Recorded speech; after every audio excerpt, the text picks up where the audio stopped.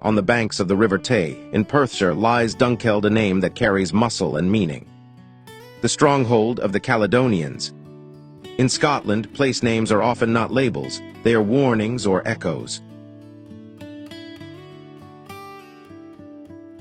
Long before modern maps and modern borders, the Romans looked across this land and named it for their own world.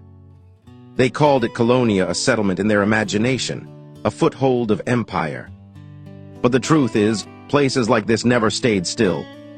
They kept gathering stories, like rivers gather rain.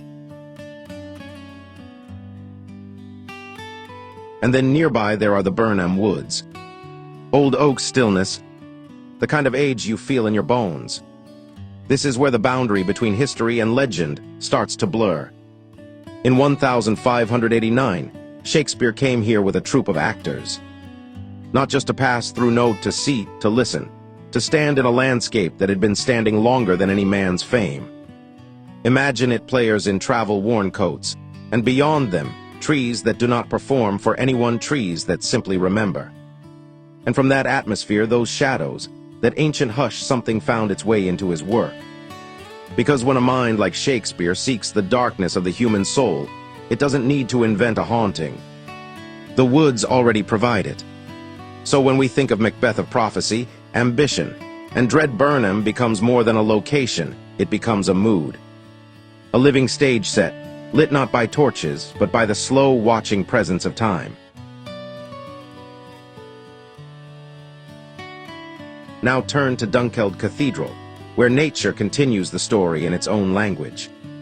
Here stands the mother larch planted and fostered through the work of the Dukes of Atholl, who seeded the land to clothe it in trees. It's striking, really, power-shaping beauty, and beauty returning the gift shades, shelter, and continuity.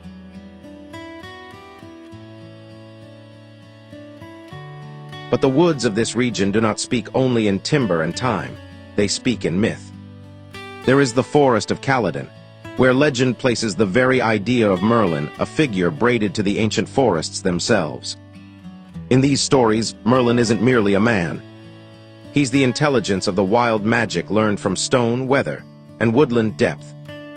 And whether Merlin was real, in the way we measure reality, or real in the way a culture measures its fears and hopes, one thing is clear: people came to these forests and felt something watching back.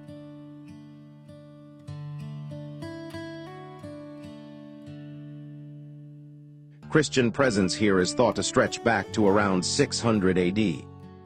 And yes, tradition remembers Columba, but Christianity didn't arrive like a switch being flipped. It moved in like tidewater. Columba's remains were once at Iona, until the Vikings ransacked sacred places and scattered what they could not understand. Later, Kenneth MacAlpine entrusted the relics to Dunkeld, carrying the old story into cathedral ground. And now the final act belongs to our own age. Because forests aren't just scenery anymore. They are being cleared for wind farms, for solar panels, and even for data centers, pulled by water and the promise of capacity.